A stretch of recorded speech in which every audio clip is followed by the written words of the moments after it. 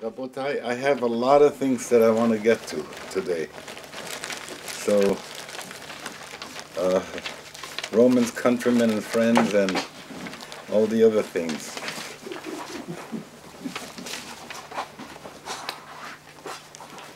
Just want to clean my glasses. I had one of those glass cleaner things in my pocket.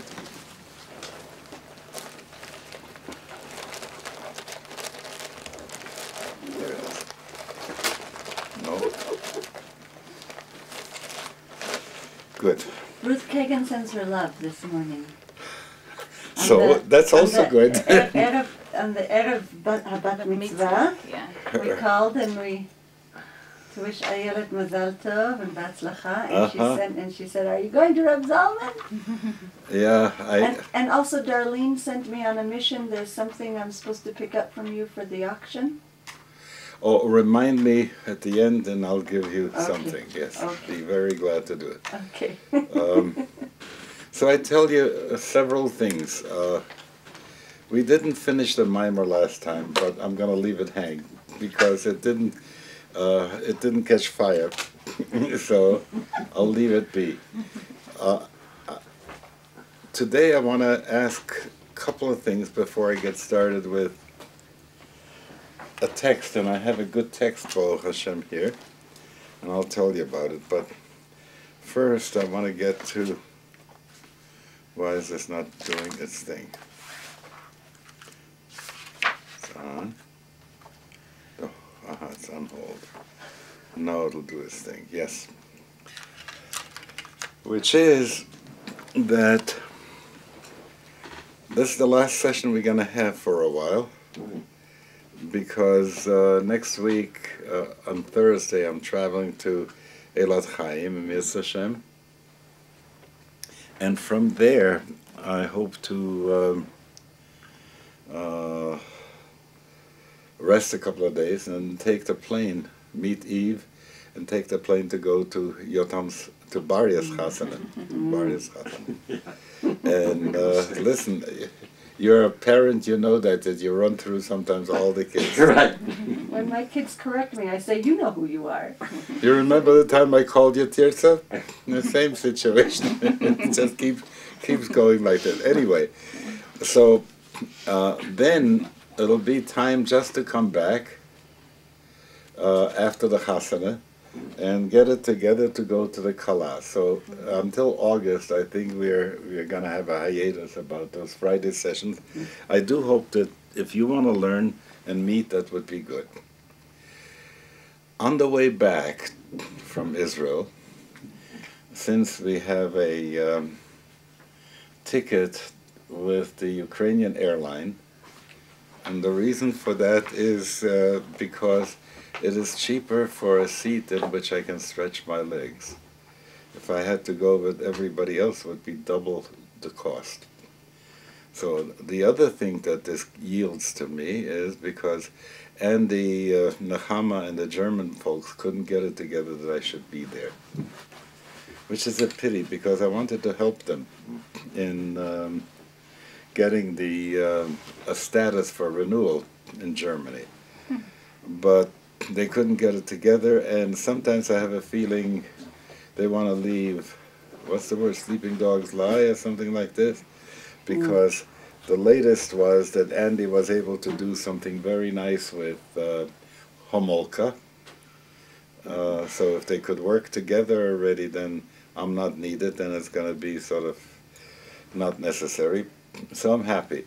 That gives me the opportunity to stop for 4 days, Kiev, and make it to Mezhbish, Anipoli, the Maggid and Reb Zusha are buried there. And if I can manage to Hadich, which is in the other direction, Berdichev and Uman are part of that circuit, and they call it Derech Tzadikim. So I want to hear from you. What do you think? Because I want to make sure somehow by being with the Ba'al Shem and with the other Hadich is where Rabbi Zalman is buried. So if I can manage the Hadich too, I would like the Ba'al Shem, the Magid, Reb Levi Yitzchak, Hadich, Reb Nachman.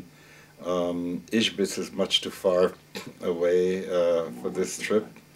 But in order to connect what we are doing in Jewish renewal with them, it's like making sure that there's a graft between them and us that isn't necessarily, how would I put it? If I have to go to the tree and graft onto the tree, I know that if I try to not, it's true that I come from Chabad, it's true that I come from those rabbis and all that, and it's also true that by that time things have so much shaped a form, and that what we are doing is to resist the shaping of the form, or rather to loosening up the form again, to try and get to where things were. I sort of have a feeling that like the snake has to shed its skin from time to time because it's getting too tight. So for us, the Hasidus of the Ba'al Shem Tov, which was, how would I say, easy moving, has now become very tight. And so I need to go and connect with the early part. The Magid of Mezrich is for me a wonderful model because I feel that his Talmidim didn't all have to be the same. The range of Talmidim that he had. And I talked with Art Green, and he was saying he hopes to get one more book together around the Magid's table. And that would be so wonderful. And so we had a good conversation about where was it with that he had Reb Shlomo and Reb Aaron Karlina on the one hand, and he had such gentlemanly types as Reb Pinchas of Frankfurt and Reb Schmelke of Nikolsburg, you know, and that whole range of people. And all of them were Talmidim, and when I start looking at the range of my Talmidim in this way, you know, and the only thing that Susie was a secretary at Aleph at one point, then Pneor, and she says, "Do you have to wear Birkenstocks if you remember?" Okay, but other than that, you know, the range is really large. It's really great, and I think that that's something special I like about the Magid, and that connection. So my question to you is, and this is what I want to hear, what is it that... Go.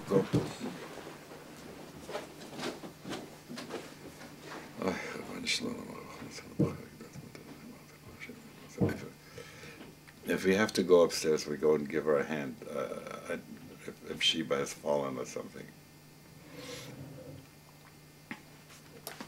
We'll hear from him.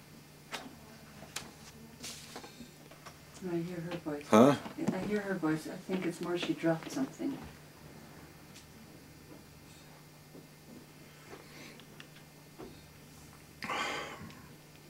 Yeah, so I want to hear from you, like you say, a gris, you know? What kind of regards would you want me to give from your perspective where you are? And then I'll go and look at the text here. Drop the glass of water. Okay. So, when we first came to Boulder and you were... Talk loud. Okay. When we first came to Boulder... Yeah. And you were over at our house for a Shabbos. Yeah. And you wanted to know our yichus. Yeah. So you got from Nadya her yichus, which is wonderful. And then you turned to me and I said that I am a descendant of drunken louts from Kiev. Yeah. And you said, don't be a jokester, tell me the emes. And I said, unfortunately, that's the emes. And because I had never understood what yichus was until I was at the seminary.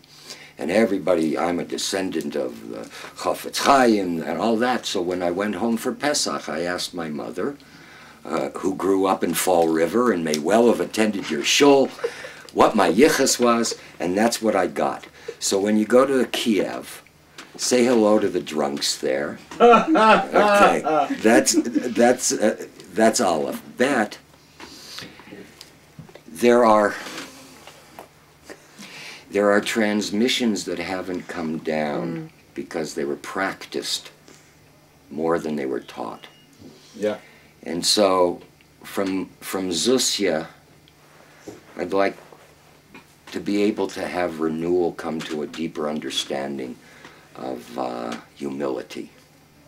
Mm-hmm. All right? And from the Berdicheva, that with all the contentiousness of our people today, of how really to love them, especially for congregational rabbis. And that energy that obviously flowed from the Maggid through you to be able to create such a chevra of disparate souls that it should continue for the next generations to come. That's all right. That there should be never a mold for renewal. Amen. All right. Amen. And from and that's to whom? To the Maggid. Mm-hmm. Yeah. So Rabbi Zusha, Rabbi Yitzchak, and the Maggid. Go on. And you go into the Ba'al Shem. Yeah.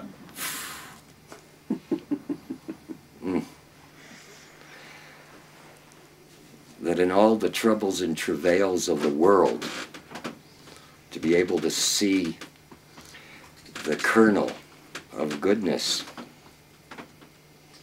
Yep, that's for me what I'd like you to bring back. Amen. Amen. So we this is getting recorded. I'll mark it. I'll transcribe it later on for myself. Edit the drunk part. Huh? Edit the drunk part. That's a good one. Where was there? There was. Oh, you're talking about the schnapps? You remember? Yeah, I mean, you know. I want to tell you something. Yes. Levi Yitzchak, the father of the last Lubavitcher Rebbe, was rabbi in Yekaterinoslav.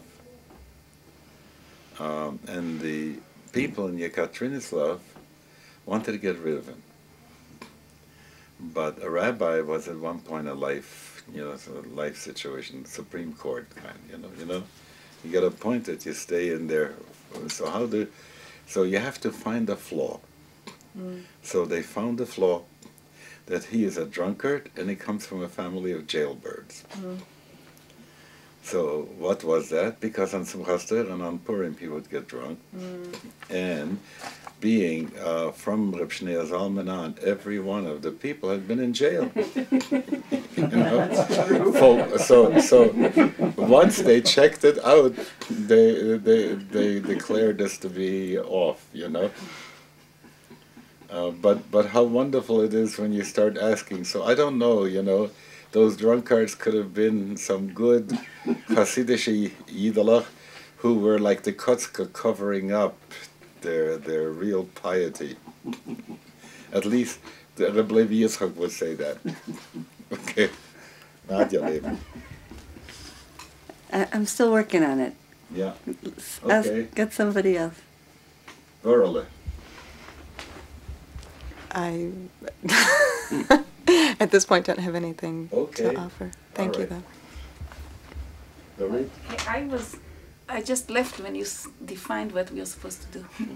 Just what regards, if I'm going to be speaking to them about renewal and say this is who we are and we need from you.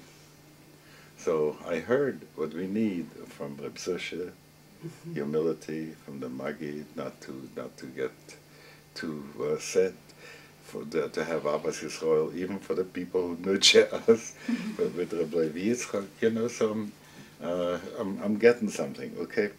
So everybody is giving me something like a quittal, a verbal quittal to take along.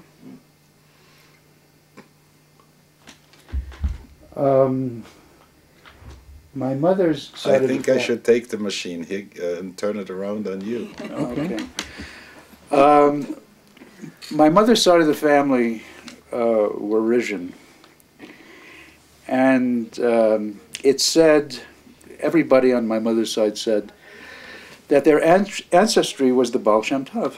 And my mother was named for the daughter of the Ba'al Shem Tov. So he should infuse Jewish renewal with the true spirit of Yiddishkeit, the connection to Hashem. Amen. Magid, Reb Zusha, Reb Levi Yitzchak, Reb Shnei Zalman, I forgot, but I don't know if I'll make it to Hasidic. It's going to be a much harder trip. Go ahead. That would be what I would ask from all of them. All right. With their own tam, each one of them. Good. I've been listening lately to Reb Leah Novik's tapes about those wonderful Hasidic women, the Rebbetzins. I might be at Odel's grave too, yes. Go on. So I would like from them a personal blessing. But I'll also be at Chana Rochel's grave in Yesod Foundation. oh, Yeah. in Jerusalem. Yeah. Yeah, same here. So I think that they have already inspired lots of us, the women here in Jewish Renewal, but more humility in that regard, and more connection to the love of Israel, and more connection to Israel as Israel, the state, and power, strength to say what's really inside us, and in a sweet way, not in a rebellious way. Amen. That's what I would like. You ready? That was good. That's good. There's another piece though for me that feels really critical. The last time I sat with my Saba and he helped me trace the lineage where my Savta received what she received, and much of it came from his own mother, and they were Ger Hasidim. So my great-grandmother was from Ger Hasidim, and my great-grandfather, her husband, was Lubavitch. It was an intermarriage.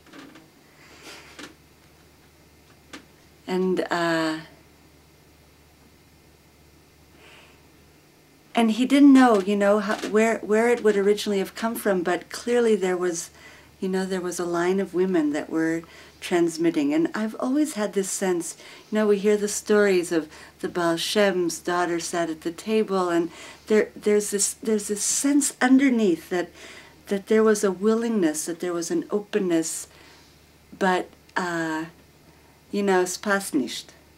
You couldn't let it be too much in the public eye, because there was already so many ways they were breaking the rules and breaking through boundaries. So I feel like it was just so close to Shabtai Tzvi and Jacob Frank and all those excesses, so they have to be careful. Right. Yes.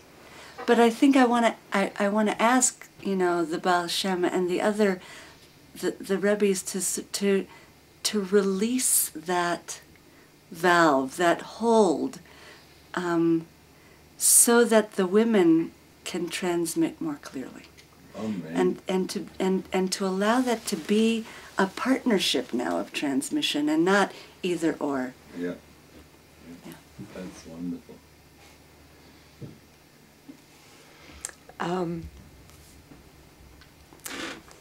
And what Reb Nadya's just said helps me understand better the blessing that I'm feeling is for all of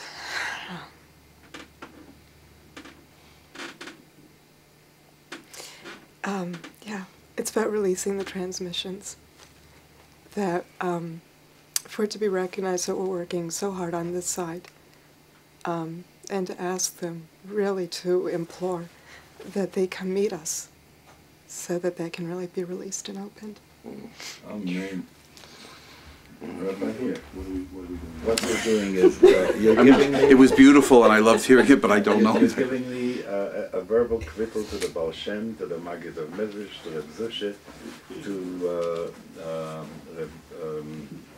Reb Yitzchak, to Reb Nachman.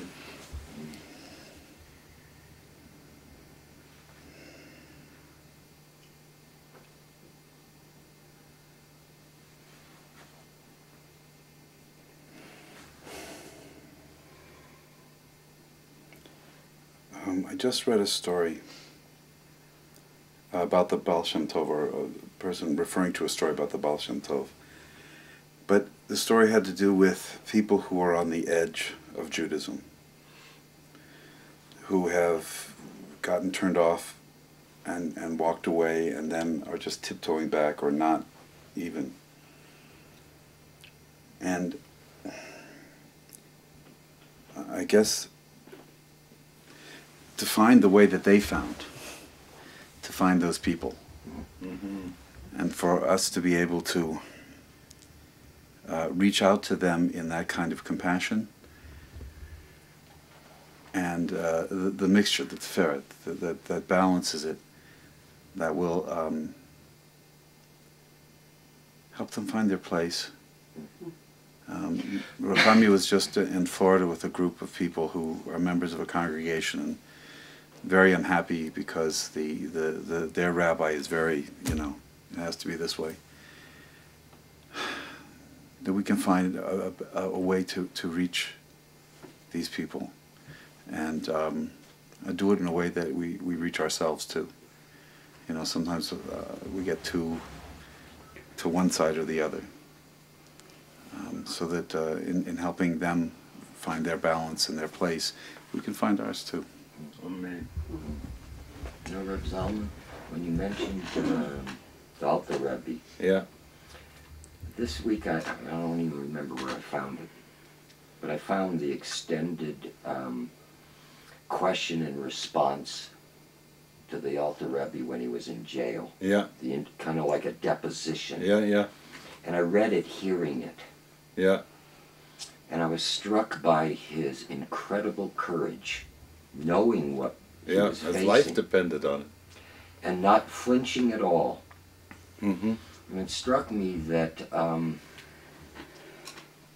there has to be, in the generations to come, that same courage, the same courage you had to stand alone and argue that there had to be a paradigm shift, that there's a tendency to relax that courage because there's an expense, and that we should get from them that renewal of the courage to really go out there, all right, and take what comes. We may be wrong, but we also may be right. But nothing ventured, nothing gained. Mm-hmm. And I've been struck by all these Rebbes of that first generation. Yeah. Ventured. Yeah. So I want to say, apropos of what you just said, and the issue of humility that's come up,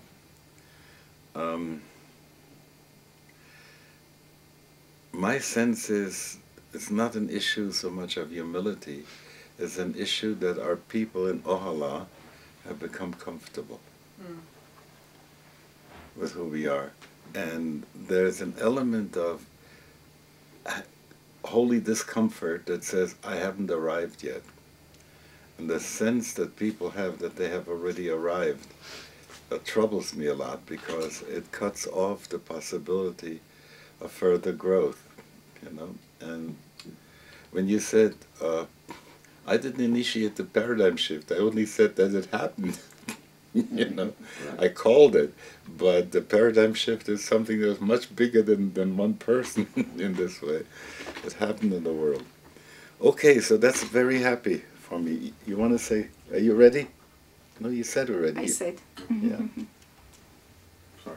Okay. So let me introduce this stuff to you. If you look at the sheets, you will see every once in a while there's something highlighted. And the word is Nekudah Sh'horah. So I have this minhag that when the yard site of a Rebbe comes, I look for his sefer and learn a little bit from his sefer, because the teaching is that a tzaddik who is passed on, you study his Torah, siftotav dovevot bakever, you know, that his lips still are moving somehow along. And I don't think only bakever, you know, I think, and there's a connection in Gan Eden. By the way, one of the things I wanted to say to the Ba'al Shem Tov too, is that Mashiach had told him, as he describes in his Aliyas HaNeshama, Lech sheyafutzu ma'anotecha chutza, and it's the chutza is there, you know, it's happened in so many ways. Now that the only thing we have to make sure is still going to be ma'anotecha, what gets to the other side. You know, if you live downstream, there's a lot of stuff that gets thrown in. Into the water, so it should be a mayan, how would I say, mayim chayim, you know, and so on. So anyway, as I'm reading, I come across the word Nekudah Sh'horah, and I hadn't encountered that word in any text before. So I went and looked for Nekudah Sh'horah, and it turns out that one of the original meanings of that had to do with se'ed and sapachat. When you had a skin rash, you know, and there was a nekudah levana, nekudah shchorah, and so on and so forth. Then in the Zohar, there is an element that wants to call itself Nekudah Sh'horah, connected with the exact moment of the new moon. And do you understand, when there is no, when all that there is a Nekudah Sh'horah, and then the rim begins to show, you know, afterwards. But the moon itself, you know, when the sun is way behind the moon and the moon obscures that, yeah. So there's no sunlight that gets reflected to us from the moon. That's the place of Nekudah Sh'horah. And it says something there, and it was very unclear. So,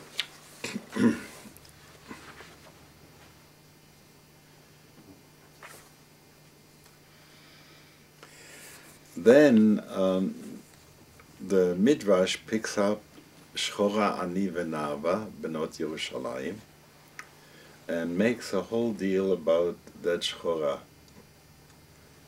So it turns out that when I first went to see the Baba Rebbe, that first Yechidus that I had with him, he asked me about what's my work, and I told him at that time I was Hillel director and teaching at the university. And I sort of complained that there isn't that much time left with all the work that has to be done to do a lot of ruchniistic things. So he says, what about me? He says, I'm in the same boat. He said, it was very, very loving. And then he says, let me show you what the Ora Meir says. Pulled out the Ora Meir, and I had forgotten that he had mentioned the Sh'horah ani v'nava as part of that shtickler, because what I remembered was Samuni notera dakramim karmisheli no natarti, you know? In other words, he's telling me that my complaint is karmisheli lo natarti, and that this is his own feeling too. And then he gives me a bracha, and he says, but you know what? You're working for the Shekhinah's children. And the Shekhinah is very good to people who work on behalf of her children. So may it be that whatever you have to do, you should be able to do with a little bit and receive the reward from the Shekhinah should get you very far. It was a very beautiful bracha to get, okay? If you're metapel with the kinderlach of the Shekhinah, you know, that was so wonderful to say that, yeah. So, והנראה לפי קוד שכלנו החילוק שבין שני הגואלים, he's talking about, I think, David and Yosef, the Mashiach, ben David Mashiach ben Yosef, I'm not sure. להיות שמגילה זאת באו ליחד זרע דוד שבאו מרות המואביה, ועל שם זה נקראת רות, שיצא ממנו דוד שריבה לקדוש ברוך הוא בשירס ותשפוכס. The book of Ruth, of course, is coming up now, has such earmarks of, if not fiction, at least allegory. You want to talk about the two guys that didn't make it, one called Siki and the other one called Consumpti. Machlon and Kilion. You know? Right? One woman by name of Orpah, showing you the back of her neck, and the other one's called Ruth, which is, oh, is she satisfying? Is she zaftig? She, you know, there's that element of if you're thirsty, Ruth merava, you know. She is going with the widow of Elimelech, whose name is Naomi, and she gets in touch with a man called Boaz, you know. So here you have all the dramatis personae who are really important, have names that tell you lachatchila something about the character. It's almost, you remember those plays, what they call melodramas, you know, when the hero or the villain comes out, there's always a sign, ta-da, ta-da, here comes the hero, here comes the villain. So the names are giveaways, right? Okay. There is one guy who decides not to bother with Ruth, and he's Ploni Almoni. You know, there isn't any name attached to him, which is to show that he is incidental. Anybody can play that part, as it were. And so you get that sense of that book, that it is very much part of Mashal HaKadmoni, you know, it wants to teach something important. And the names of the people are Ofyani. And so he says, why is she called Ruth? The Midrash brings, why? Because, the Gemara says in Brochus, because he was satisfying Hashem with the songs. ואנו רואים מידתו של דוד והשתדלותא בעבודת הבורא להעלות מדרגת הנמוכים.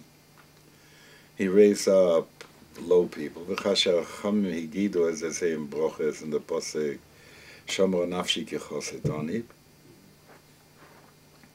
So David HaMelech says, hey, Rebbeinu Shalom ולא חסד אני. שכל מלכי מזרח ומערב ישנים בכבודם, they all are relaxing. ואני חצות לילה אקום להודות. I get up in the middle of the night and I'm offering you shirot v'tishpachot, and the others are asleep. Do you remember something of this sort about everybody else is asleep and I'm awake? Ani yeshena v'libi er, but something like that. Rabia. She is in Damascus. She is a Sufi woman, and she is standing up on the roof, and the whole Damascus is asleep, and she says, dear beloved, the whole city is asleep, and I'm here awake with you. So you have that thing. So David HaMelech is awake, okay?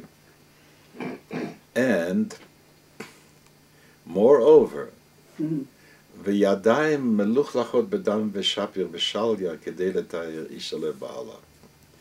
So here you have David HaMelech being an expert in Sheilot Nashim, you know, and anybody who has a ketem or something to bring to him to say whether this is mutar or asur, you know, whether she's tameh or tahor, he is doing the best that he can to find ways to be metaher a woman for her husband. וביארנו למעלה, והכוונה בזה ידיים רומז לבחינת המידות כדיסה בתיקונים, it means so he uses his chesed and gvura as the two arms. As he says here, chesed and gvura train דרואין, וזאת עבודת דוד המלך עליו אשר שהכניס את עצמו עם פרוטי מידותיו למדרגת התחתונים והנמוכים, הכינויים בשם דם ושפה ושליה. They look like that which is thrown off. Did you ever hear the expression in Yiddish on Oiswurf? Mm-hmm. You know what it means? Thrown off. Something thrown off. When you think of the afterbirth, you know, all the stuff that's sloughed off, it's like saying, we have no more reason to keep you. We don't need you anymore. Mm. And David HaMelech is trying to also recover that. It's a very important part, okay? So, וכל מגמתו והתאמצותו כדי לתאר אישה יראת השם לבעלה, היינו להעלות איברי השכינה למרום שבטם, וזהו ייחוד קודש בריך ושכינתה, כי כלל זה נקוד בידך, ואל ימוד מנגד עיניך אפילו כמעט רגע.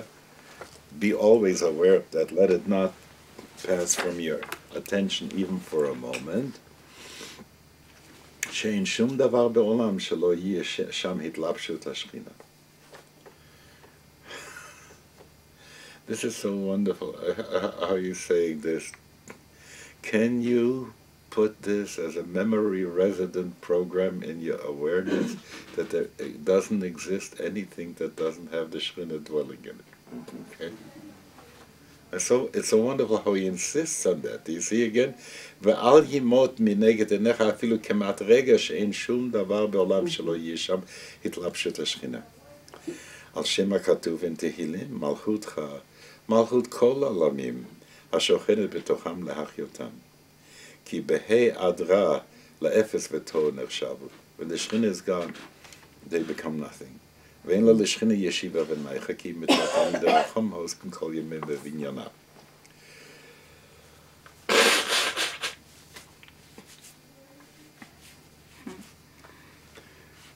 In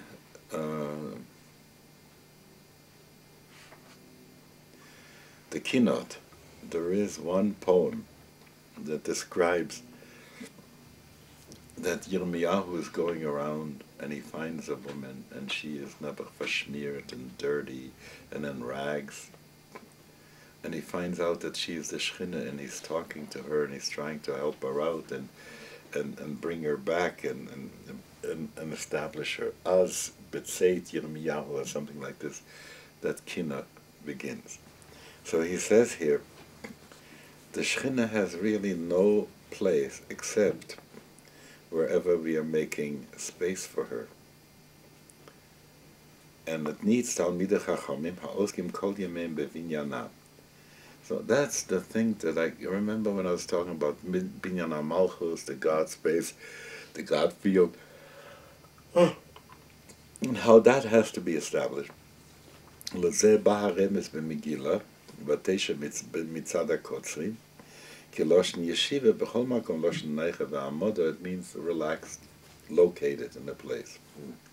L'hovot ba מאין יש לה לשכינה כביכול מעמד ומצב, היינו תיקון בניינה בשלמות השווה גמורה ונייכה, הכל מצד הקוצרים.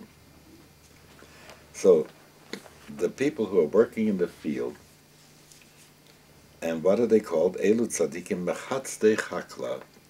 Have you come across that mechatzei chakla? It's a Zohar phrase, and it's used sometimes in the Zmirot and in some other things of the Riyah Kodesh. And in the Zohar he calls them also She'oskim Tadir Bevinyana. I like, he calls them Kotzrim here, but they wouldn't get to the place of Ketzira if they hadn't planted and done first the plowing and everything else, okay? Time out.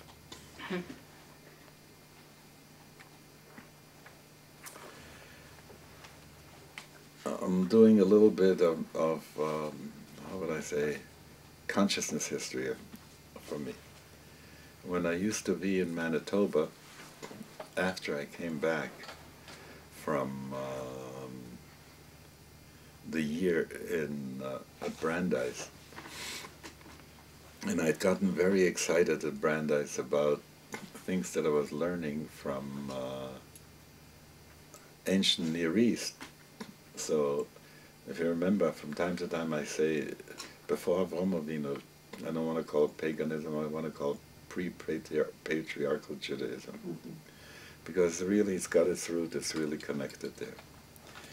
What I learned also was that and that has to do with all the things I was saying about paradigm shift, that technology has something to do with worship.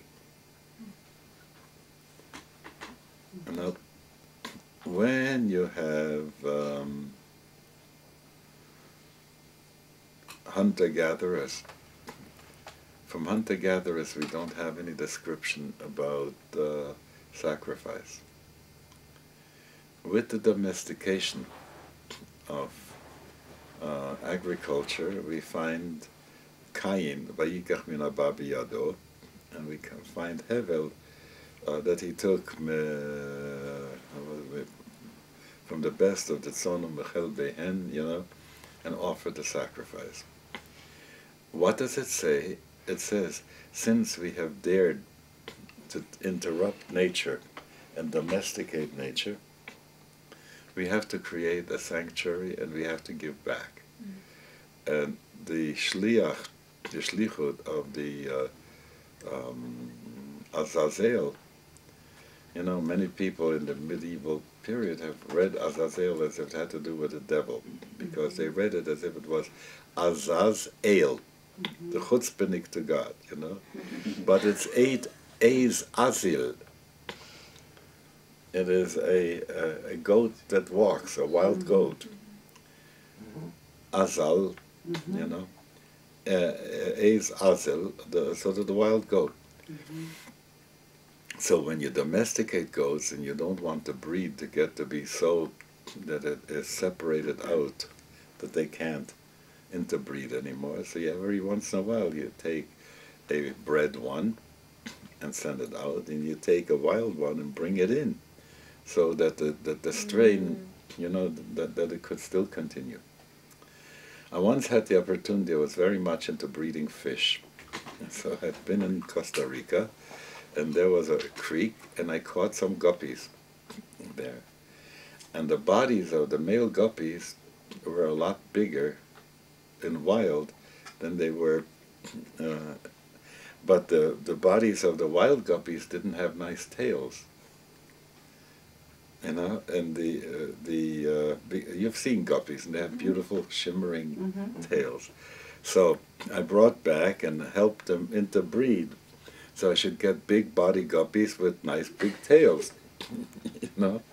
That's the kind of thing that you want to do between domesticated and wild, okay? Now, grace, I'm coming to this point here.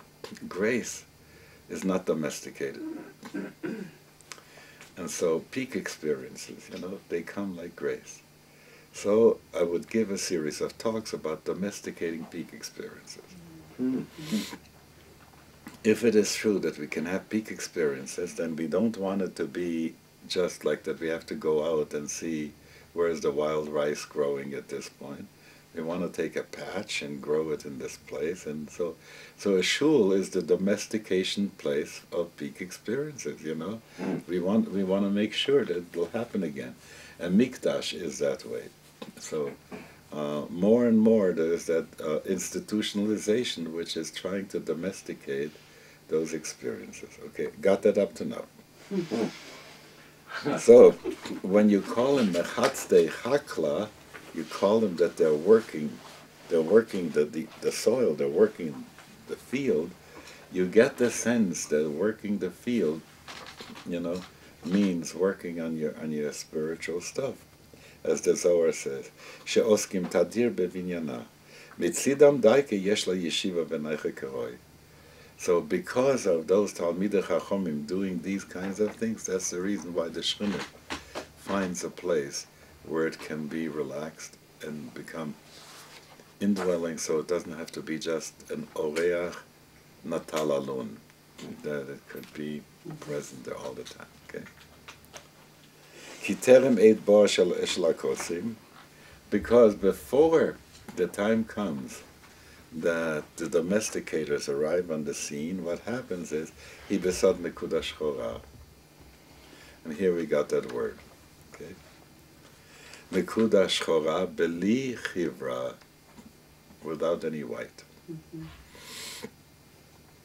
So kasher herachnu bazeh lemala le'el, and I've copied them all out, but I haven't yet found how he has explained it earlier much better either. So let's continue.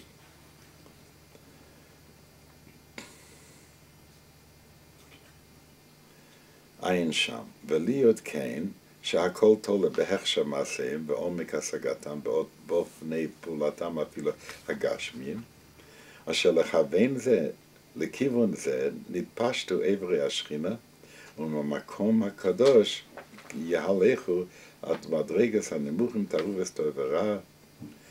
Stop. So he has said something before about David HaMelech. Remember? He said, what did David HaMelech do? David HaMelech went and worked with the lowest places to bring them up again. Okay? So, now he says, and that's what those people, the Talmidei Chachomim, who are called Mechatzei Chaklo, and they have to make sure in everything that they should be able to bring that down. And that's how the Shechina gets limbs.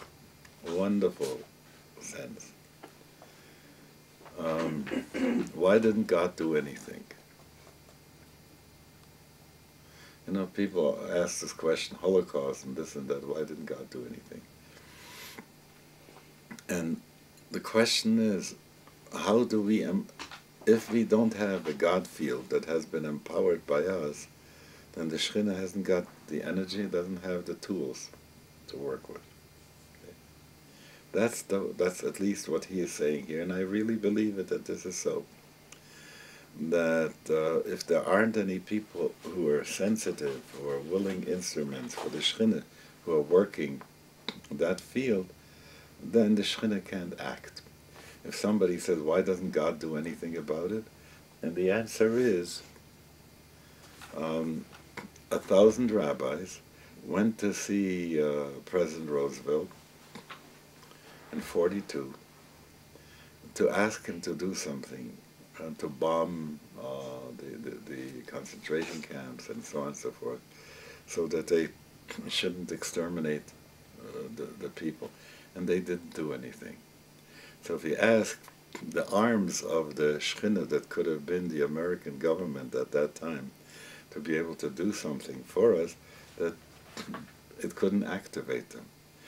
He didn't meet the rabbis. He sent out Henry Wallace at that point, and they carried a Sefer Torah, and and it was a. I remember yet at the time I was in yeshiva when they came back with empty hands, and that was such a pity. I'm saying that this thing, that we have to create this field and make sure that the Evrei HaShechina are available. The whole thing of, if you want to make sure that karma will be rewarded with good, and bad karma will be punished with evil, then it depends on having a viable God field. Yes? I think what is really important, especially in Jewish renewal, is to teach how to do that.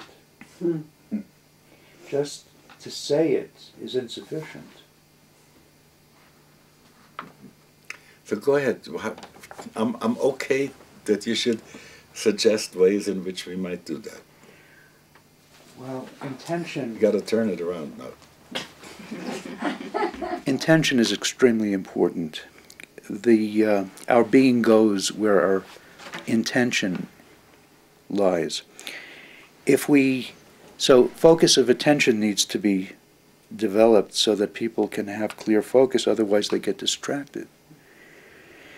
And people need to know what's important and what's not important, because the draw is to the way of the world rather than the inner way. So people need to be instructed in these methodologies. So how would you imagine I'm saying I'm a willing person? Show me. Aye. So the first, you need people who can assess where the seeker is at. And based on that assessment, to start where the seeker is at. So that means preparing people who can teach this way. Baruch Hashem, in this way I want to say we are doing much better than we were about 40 years ago. If I look around to the number of people who have been doing Jewish spiritual direction work and have studied it and become mashpiyim and so on and so forth, that's pretty good, you know. But then imagine now you have a willing person and he understands where the person is, or she understands where the person is, and now some instruction. What would the instruction be? If the person had sufficient focus of attention, I would start on the way of the heart, and the way of the heart, to really know one's heart and to be focused, to be integrated through the heart. And that's a process. I would also... Don't go so fast. Okay. You know, that's very important stuff. So how would you go about that? Well, for me, I can tell where the other person is at, and I can merge consciousness and direct the person there. Mm-hmm. And that helps. And then I would give exercises, and I would work on kavanah for davening. Mm-hmm. How one approaches the davening, how one approaches God is extremely important. So then comes a certain amount of Shivita Hashem Lenegdi Kamid, so that should go on in every action, B'chol B'rachecha De'ehu, and so on. Yeah. And then I would say it's very important to remember God all the time, because the mind will drift and the connection will be lost. So in the multitude of brachas we have, that is one way of remembering God all the time. But actually to work on when one doesn't remember God, to bring oneself back, and also to stay with the experience of one's inner being. So when, for instance, the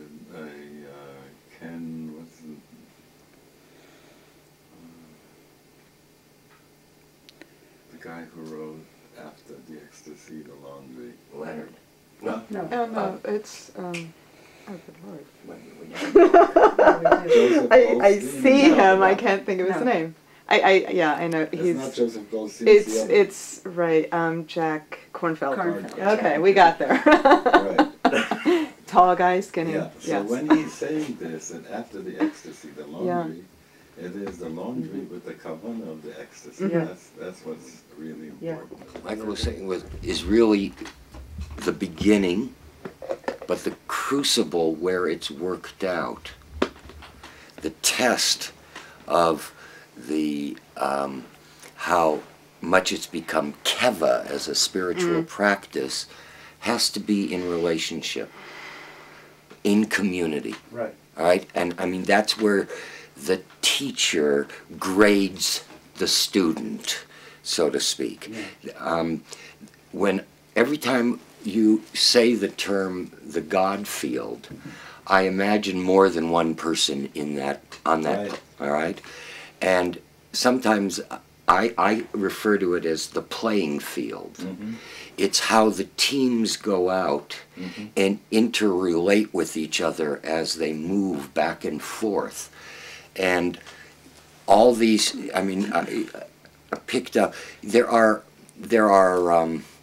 tools in that toolbox that will help the person along. You have Hilchot Lashon Hara, you have Midot, you have all these things that are time tested, but the apprehension of it can't be just mental, and it can't, and for me, it can't just be heart.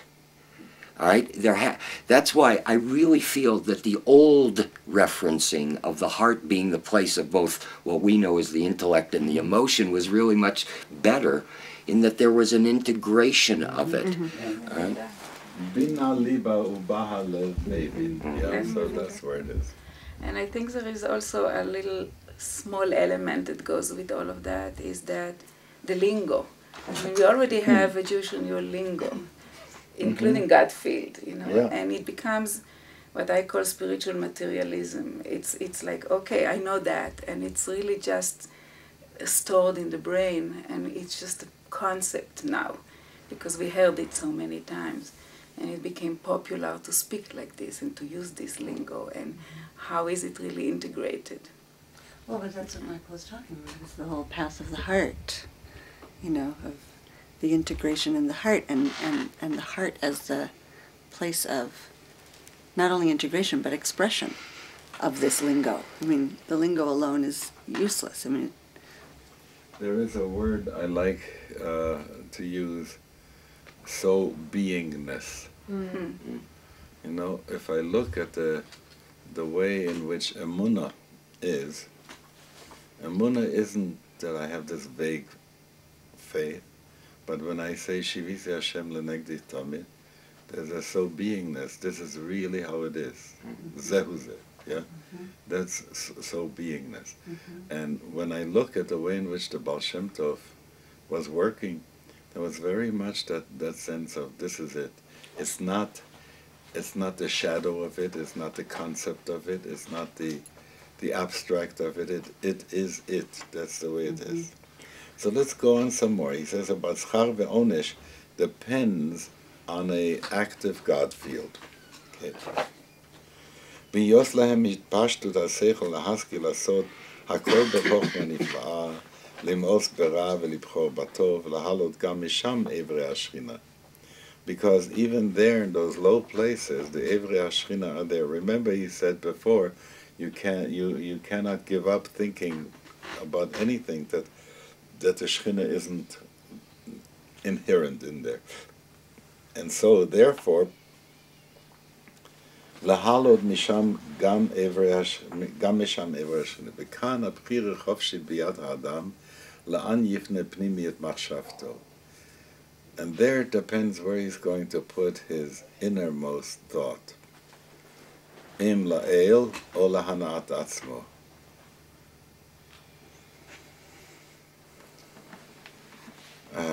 Now he comes with a warning. Ube'emet hu sakana gedola lahachnis et atzmo b'mitkaven lasok b'madreget ha'tochtanit b'kdei l'tayir isha lebala. Can you imagine what David HaMelech was involved in? I mean, just go for a moment. Here is a guy who makes it with Bathsheba, you know. He has, there's Michal, there is Abigail, there are all those wonderful women in his life. And accordingly, women are coming with she'ilot to him. Okay? And this is very intimate kind of stuff that they're asking, and he has to deal with effluvia from their bodies and so on and so forth. And at the same time, that he shouldn't go ahead and fall again into what he was involved in before is very hard. So therefore he says, you got to be very careful to get yourself b'mitkaven lasok b'madregat ha'tachtonim k'dei l'tayir isha lebala. And that's, by the way, a wonderful thing that's happened, that there are now to'anot in Israel who represent the women who are and their she'ilot to the rabbis, so that there isn't any acting out there. Ki mi shehevi habora baruch hu leotam l'sham mitkavin hu yitbarach yodei inyano im koach ito lahalot et atzmo madrigot elo לכן לא כל מי שרוצה ליטול את השם יבוא וייתן לעמוד מורים גדולים. Don't imagine you can do it. Controversy. The Ba'al Shem Tov said, whenever you have a, quote, evil thought, what is evil thought? Usually it meant erotic thought. when you get an erotic urge and comes with imagery, what should you do with it? Recognize that this has to do with love, and that in there is already Toho Ratzuf Ahava. There already is love, and you do ha'alat ha'alot hamidot. You raise it up to the higher level, like in this wonderful story about the dervish, you know, of the cemetery, the saint of the cemetery. Now, Rabbi Zalman says in the Tanya, don't be a fool to start dealing with ha'alat hamidot, thinking that you can do what the Ba'al Shem Tov said. Because if you're going to invite that thought any longer, it's going to schlep you down rather than you raise it up. Okay? So you have these two attitudes going. One is, I would say, paternalistic. Rabbi Zalman is paternalistic. He says, don't do it, don't do it, don't do it. And from the Ba'al Shem, it comes out like saying, do it because you really have no choice anyway. What are you going to do? So you have to learn to be able to say, Achein ata el mistater. Here you are. You're playing this one again. Thank you. I'm glad to see you, Shechina. You're showing yourself in this veil or in that veil, and I see who you really are. Okay.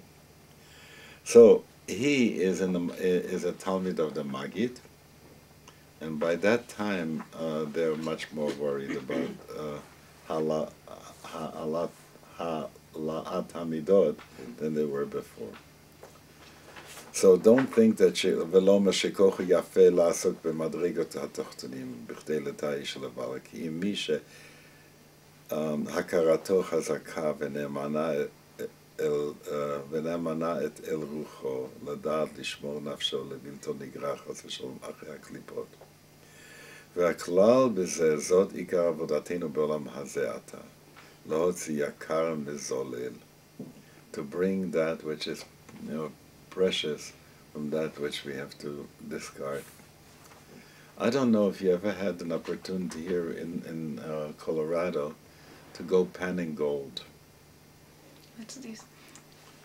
Get the gold out of the When I was in the camp, sometimes they would take us to the river, to the Aral River, to bathe, to wash. And so there was sand there, and the sand had tiny, tiny gold flakes in there. And I would play around with something, and sometimes get a little bit of that gold and put it to a piece of paper. It didn't weigh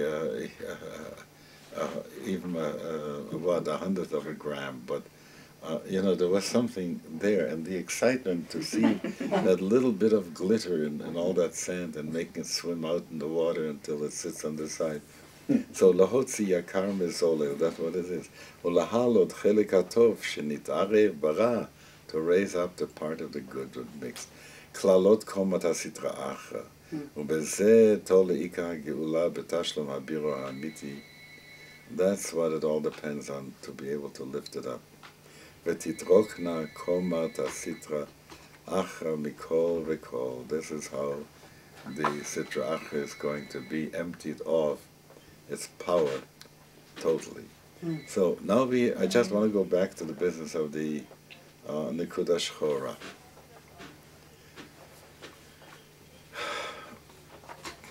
What have you gotten out of that when you think of that dark spot?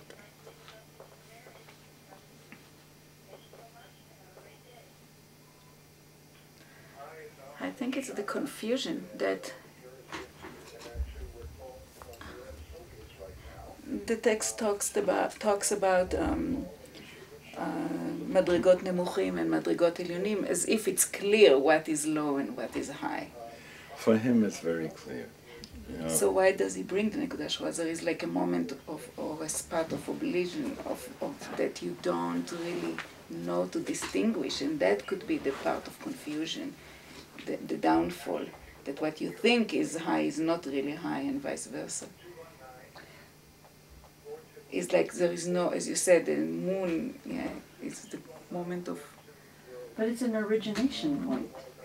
It's like yeah, it has the potential for all both. All is there, and it's no thing yet. It's before choice, before manifestation. So it's an origination point. When you look at the word black hole, Yeah, that's what comes. and Big Bang coming out of that, I mean that's suggestive, okay?